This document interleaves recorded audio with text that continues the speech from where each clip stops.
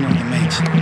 Kuna namna yote inaweza kuongezea morali kwa sababu ni msimu wako wa kwanza na Simba. Kwa inaongezea morali kwa asilimia kubwa kwa sababu inazidi kulipa moyo kwa naamini hapa sio mwisho, naamini nina nafasi ya kuweza kupambana zaidi, kuperform zaidi yanavyoperform leo. Morris, tunatamani kujua vyumbani mlikuwa mnazungumza nini kuhusiana na mchezaji mwenzenu kwa maana Mohamed Bajabel, kwa sababu tumeona amefunga goli, benchi lote pamoja na wachezaji mliokuwa ndani wote mlimfuata. Mlikuwa mnazungumza nini kuhusiana na yeye akiwa na mchezo wake wa kwanza leo?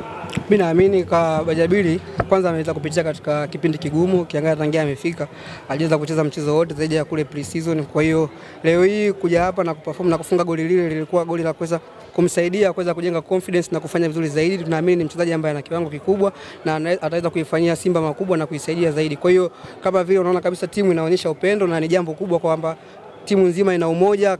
Mwenzetu akifanya vizuri tunaweza kumsupport kwa umoja, kwa hiyo pia yeye inaweza kumuongezea zaidi chachu ya kuendelea kupambana zaidi. Mechi inayofuata ni zidi ya Azam FC.